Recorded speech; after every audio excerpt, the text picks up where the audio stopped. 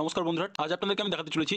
তো যুবশ্রী প্রকল্পের সম্পূর্ণ নতুন একটি আপডেট ইতিমধ্যে হয়তো আপনাদের প্রত্যেকের কাছেই একটি এসএমএস পাঠানো হয়েছে যারা যুবশ্রী প্রকল্প অর্থাৎ বেকার ভাতার টাকা পাচ্ছেন। তো এই ভিডিওতে আপনাদের জানাবো এই এসএমএস আসলে আপনাদের কি করতে হবে, কোন কোন ডকুমেন্ট নিতে হবে, আর যাদের কাছে এখনো পর্যন্ত এই এসএমএস পাঠানো হয়নি বা যাদের এসএমএস আসেনি তারা কি করবে ডিটেলস জানতে পারবেন আজকের এই ভিডিওতে। তাই ভিডিওটি শেষ পর্যন্ত অবশ্যই দেখবেন। ভিডিওটি ভালো লাগলে লাইক করবেন, চ্যানেলটিকে সাবস্ক্রাইব করে পাশে রাখা বেল আইকনটি প্রেস করে নোটিফিকেশন অল করে রাখবেন। সবার সুবিধার্থে ভিডিওটি শেয়ার করবেন। তো চলুন শুরু করি। তো এখানে দেখতে পাচ্ছেন visit your local employment exchange with voter card, Aadhaar card, ration card, bank passbook, education certificate any day from 22/7/2024 to 25/7/2024। এই যে এসএমএসটা পাঠানো হচ্ছে এখানে বলা হচ্ছে যে আপনাকে লোকাল যে এক্সচেঞ্জ অফিস সেখানে যেতে হবে, voter ID card, ration card, Aadhaar card, bank passbook, education certificate এবং ডেট দেওয়া হয়েছে 22 তারিখ থেকে 25 তারিখ পর্যন্ত। এর মধ্যে কিন্তু আপনাদের যারা বিশেষ করে যুবশ্রী প্রকল্পে টাকা পাচ্ছেন তাদের প্রত্যেককে কিন্তু যেতে হবে এই ডকুমেন্ট নিয়ে।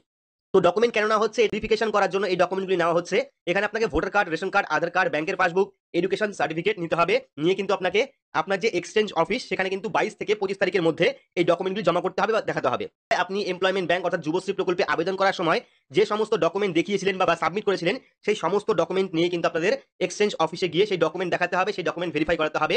না হলে কিন্তু পরবর্তী সময় আপনার যে যুবশ্রী প্রকল্পের টাকা সেই টাকা আপনি নাও পেতে পারেন বা যুবশ্রী প্রকল্প থেকে আপনার যে নাম সেই নাম কেটে দেওয়া হতে পারে। কারণ ডকুমেন্ট ভেরিফিকেশন কিন্তু সবথেকে গুরুত্বপূর্ণ। তাই কিন্তু ডকুমেন্ট ভেরিফিকেশন আপনাদের অবশ্যই করতে হবে 22 থেকে 25 তারিখের মধ্যে। যাদের কাছে এখনো পর্যন্ত এসএমএস আসেনি তারা কি করবেন? তো যাদের কাছে এখনো পর্যন্ত এসএমএস আসেনি আপনারাও কিন্তু এই 22 থেকে 27 তারিখের মধ্যে এক্সচেঞ্জ অফিসে যাবেন। কাল পরশু নাগাদ কিন্তু প্রত্যেকেই এই এসএমএস পাবেন, বিশেষ করে যারা যুবশ্রী প্রকল্পের টাকা পাচ্ছেন। তো যাদের কাছে এখনো পর্যন্ত যুবশ্রী প্রকল্পের কোনো এসএমএস আসেনি, এরকম কোনো এসএমএস আসেনি, তারাও কিন্তু পারলে এই 22 থেকে 25 তারিখের মধ্যে যাবতীয় ডকুমেন্ট নিয়ে এক্সচেঞ্জ অফিসে ভিজিট করবেন। এইবার যাদের কাছে এই এসএমএস আসেনি তারা কিন্তু পারলে এমপ্লয়মেন্ট ব্যাংকের যে হেল্পলাইন নাম্বার সেই হেল্পলাইন নাম্বারে ফোন করেও কিন্তু জানতে পারেন যে কেন আপনার এসএমএস আসেনি বা এসএমএস না এলে আমরা কি করব।